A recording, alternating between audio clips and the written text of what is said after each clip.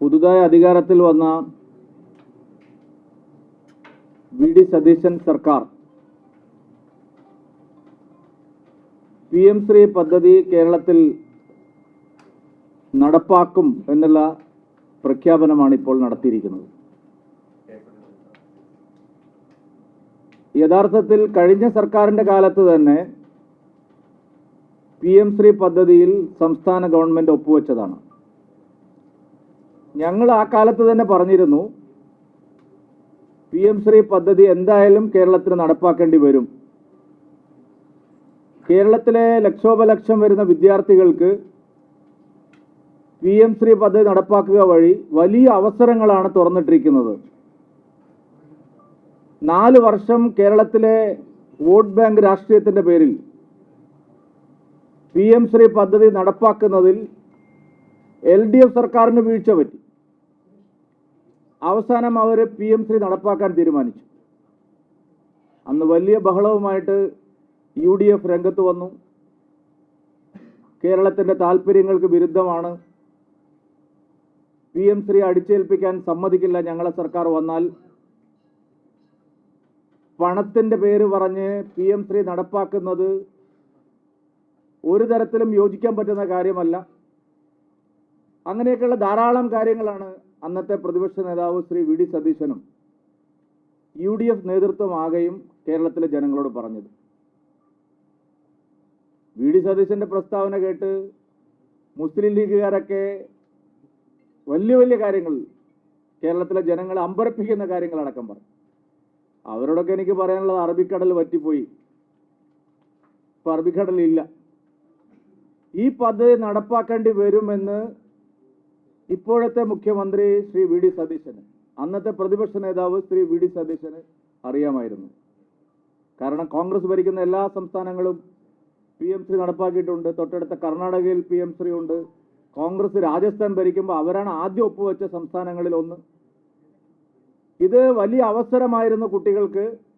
നൈപുണ്യ വികസനം, ശാസ്ത്ര സാങ്കേതിക രംഗത്തെ നൂതന സാധ്യതകൾ, കലാകായിക രംഗത്തെ പുതിയ അവസരങ്ങൾ, നല്ല വിദ്യാഭ്യാസത്തിനുള്ള അവസരങ്ങൾ, നല്ല ഇൻഫ്രാസ്ട്രക്ചർ, കുട്ടികൾക്ക് നല്ല പോഷകാഹാരം, അങ്ങനെ സമഗ്രമായ ഒരു മാറ്റം ലക്ഷ്യം വെച്ചുകൊണ്ട് പ്രീ പ്രൈമറി സ്കൂളുകൾ മുതൽ ഹയർ സെക്കൻഡറി സ്കൂളുകൾ വരെയുള്ള കുട്ടികൾക്ക് ഒരു വളരെ പുരോഗമനപരമായിട്ടുള്ള, വളരെ അധികം ആശാവഹമായിട്ടുള്ള ഒരു പ്രോജക്റ്റായിരുന്നു PM ശ്രീ.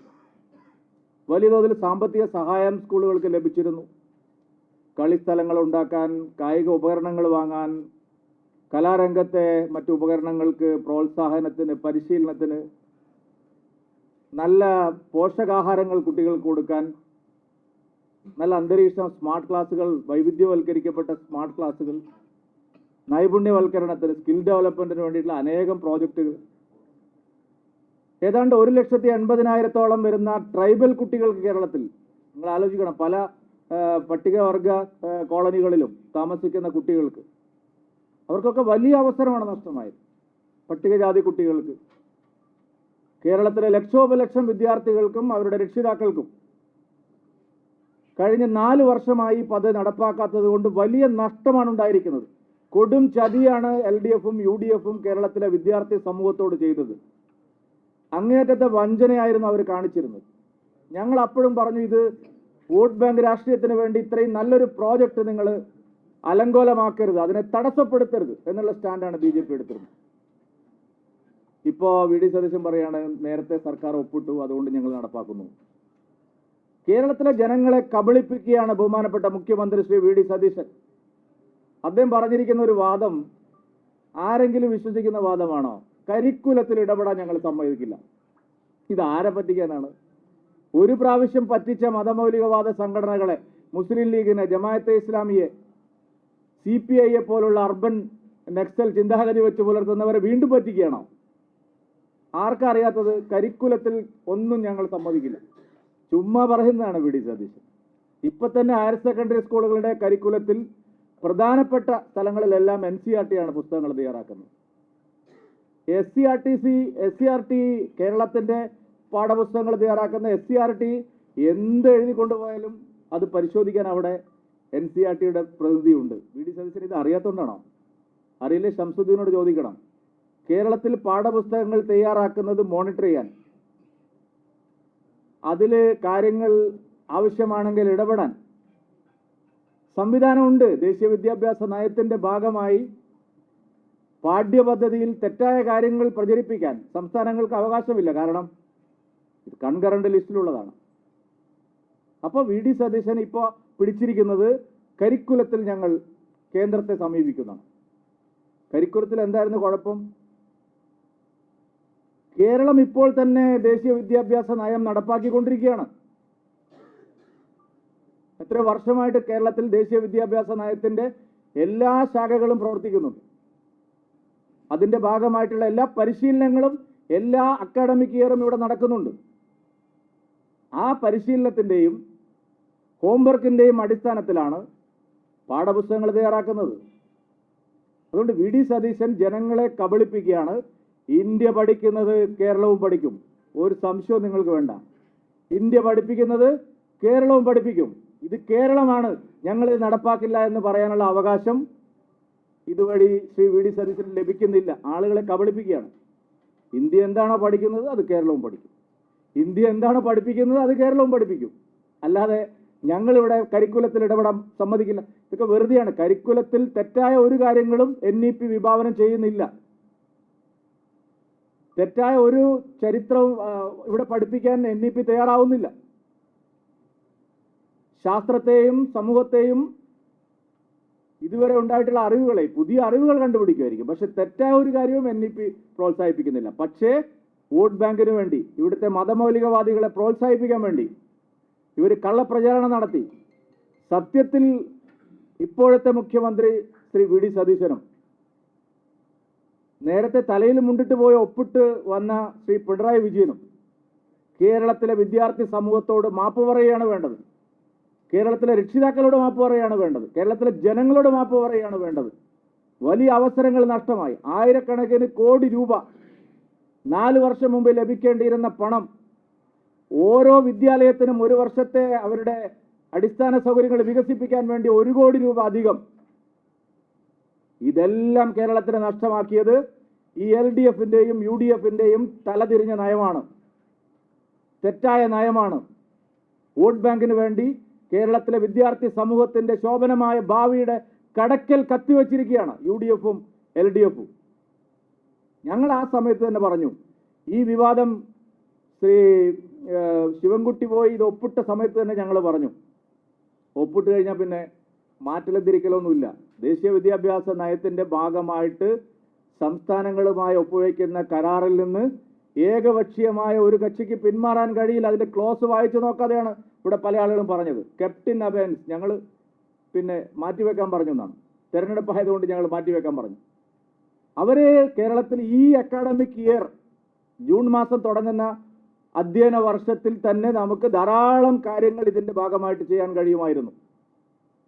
ഈ അക്കാഡമിക് ഇയറിലെങ്കിലും കേരളത്തിലെ കുട്ടികൾക്ക് മികച്ച അവസരം കിട്ടുമായിരുന്നു. 4 വർഷം അവർ നേരത്തെ തട്ടിക്കളിച്ചു. പക്ഷെ ഈ അധ്യയന വർഷത്തിലെങ്കിലും ആ പദ്ധതിയുമായി ശരിയായ നിലയിൽ മുന്നോട്ട് പോയിരുന്നെങ്കിൽ ഈ അധ്യയന വർഷത്തിലെങ്കിലും ലക്ഷക്കണക്കിന് വിദ്യാർത്ഥികൾക്ക് അതിന്റെ പ്രയോജനം കിട്ടുമായിരുന്നു.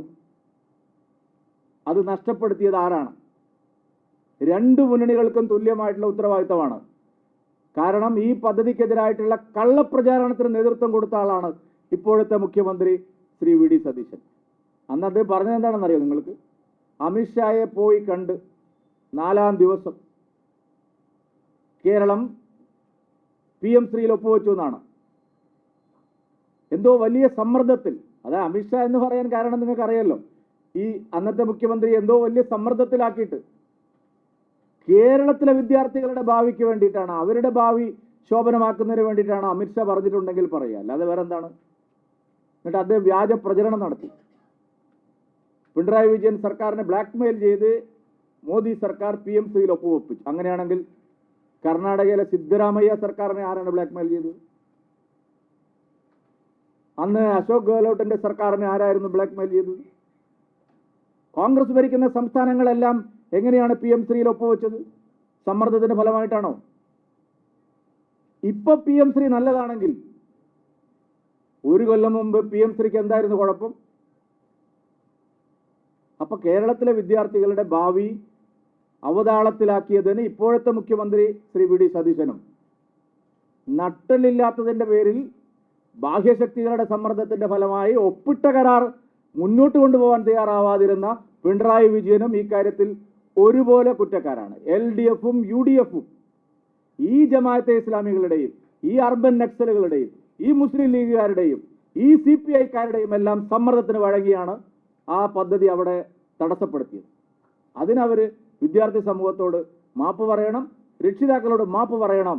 ഈ കാര്യത്തിൽ BJP എടുത്ത നിലപാട് സംസ്ഥാനത്ത് എത്രയും പെട്ടെന്ന് PM3 നടപ്പാക്കണം, ദേശീയ വിദ്യാഭ്യാസത്തിന്റെ ഭാഗമായിട്ടുള്ള മറ്റ് തുടർ നടപടികളിലേക്ക് കേരളം പോകണം, ഇതായിരുന്നു ഞങ്ങളെ സ്റ്റാൻഡ്. ആ സ്റ്റാൻഡ് ഇപ്പോൾ സ്ഥിരീകരിക്കപ്പെട്ടിരിക്കുകയാണ്, ന്യായീകരിക്കപ്പെട്ടിരിക്കുകയാണ്. BJP എന്താണോ അന്ന് പറഞ്ഞത്, നിങ്ങൾക്കെല്ലാം ഓർമ്മയുണ്ടാവും, ഞങ്ങളന്ന് വാർത്താ സമ്മേളനത്തിൽ പറഞ്ഞത്.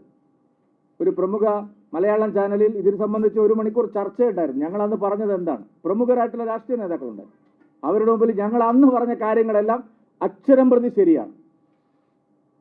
അന്നും ഇടതുപക്ഷവും പറഞ്ഞിരുന്ന ഒരു വാദമാണ് കരിക്കുലത്തിൽ എന്തെങ്കിലും കൃത്രിമം കാണിക്കുമെന്ന് ഞങ്ങളാരും പറഞ്ഞിട്ടില്ല. പക്ഷേ ഏകപക്ഷീയമായിട്ട് നിങ്ങൾക്ക് കള്ളപ്രചരണവും കള്ളച്ചരിത്രവും പഠിപ്പിക്കാൻ കഴിയില്ല എന്ന് ഞങ്ങൾ അന്ന് പറഞ്ഞിരുന്നു. ഇപ്പോഴും പറയുന്നു, NCERT ഒരു നോക്കുകുത്തിയല്ല. നിങ്ങൾക്ക് തോന്നിയ പോലെ ചരിത്രം എഴുതി ഉണ്ടാക്കി പഠിപ്പിക്കാൻ കഴിയില്ല.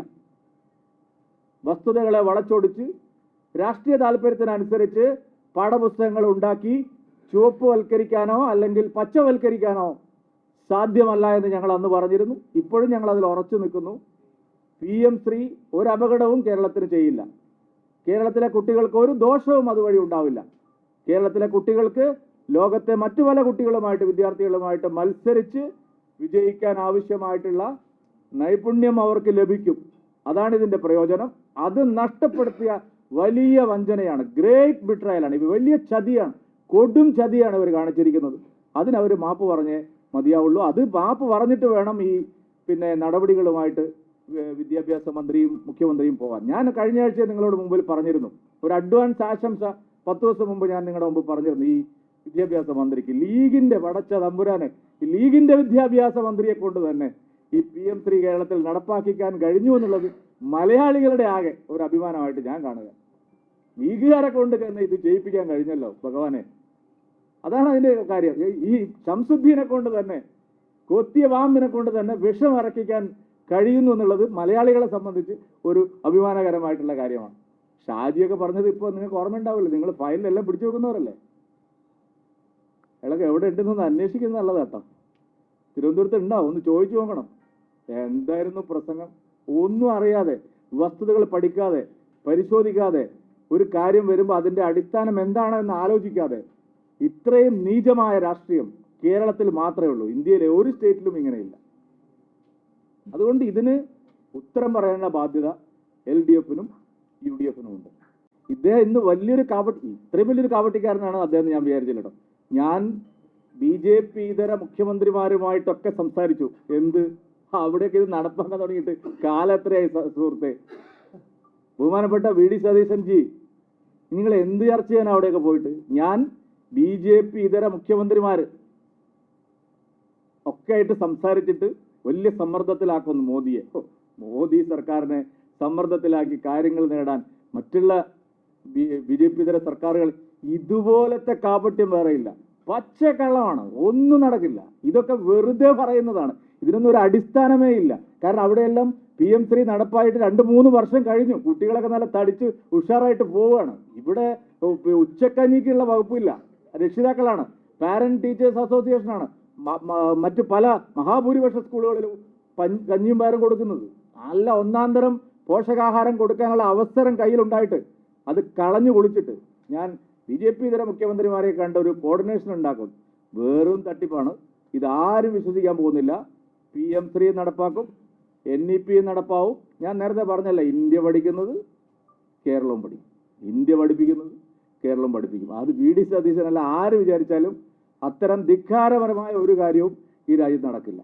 കരിക്കുലത്തിൽ ഇടപെടാൻ തന്നെയാണല്ലോ NCERT ഇപ്പൊ തന്നെ 8ഓളം സബ്ജക്റ്റുകളിൽ NCERTയുടെ സിലബസ് ഇവിടെ പഠിപ്പിക്കുന്നത്. നിങ്ങൾ ആരും അത് അറിഞ്ഞിട്ടില്ലല്ലോ.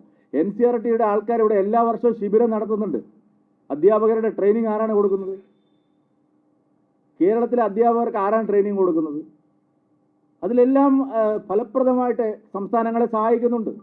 മെച്ചപ്പെട്ട വിദ്യാഭ്യാസ അവസരം ലഭിക്കാൻ, അധ്യാപകർക്ക് മെച്ചപ്പെട്ട പരിശീലനം കിട്ടാൻ എല്ലാം NCERT ഇടപെടുന്നുണ്ട്. അതുകൊണ്ട് ഇഷ്ടം പോലെ പുസ്തകം എഴുതി കൊണ്ടുവന്ന് പണ്ടത്തെ പോലെ പഠിപ്പിക്കുക എന്നുള്ളത് കാര്യം നടക്കില്ലെന്നാണ് ഞാൻ പറഞ്ഞിട്ടുള്ളൂ. ഇഷ്ടം പോലെ ചരിത്രം വളച്ചൊടിച്ചും മാപ്പിള ലേളയെ കർഷക ലേളയായിട്ട് നിങ്ങൾക്ക് പഠിപ്പിക്കാൻ പറ്റില്ല. അത്രേ ഞാൻ പറഞ്ഞതിനർത്ഥമുള്ളൂ. മാപ്പിള ലേളയെ കർഷക സമരമായിട്ട് ആണ് CPM ഇവിടെ പഠിപ്പിച്ചുകൊണ്ടിരുന്നത്. അത് അത്ര ശരിയായിട്ട് നടക്കുമെന്ന് എനിക്ക് തോന്നുന്നില്ല. വസ്തുതകളെ വസ്തുതകളായിട്ട് കുട്ടികൾ പഠിക്കണം. ഈ രീതിയിലുള്ള കൃത്യമായിട്ടുള്ള മോണിറ്ററിംഗ് ഉണ്ടായിട്ടുണ്ട്. ഇതെല്ലാം എല്ലാ സംസ്ഥാനങ്ങളും അതനുസരിച്ച് യോജിച്ചാണ് പോകുന്നത്. ഒരു കൺഫ്രണ്ടേഷൻ ഇല്ല എവിടെയും. ഇവിടെ മാത്രമാണ് കുത്തിത്തിരിപ്പ് ഉണ്ടാക്കാൻ നോക്കിയത്. 2-3 സംസ്ഥാനങ്ങളാണ്. തമിഴ്നാടായിരുന്നു, ഒന്ന് ബംഗാളായിരുന്നു, ഒന്ന് ഇവിടെ. ബംഗാളിൽ കഴിഞ്ഞല്ലോ, തമിഴ്നാടും വഴിയേ വരും, ഒരു സംശയം. ഇവിടെ പിന്നെ ലീഗുകാർ തന്നെ റെഡിയാക്കിയല്ലോ.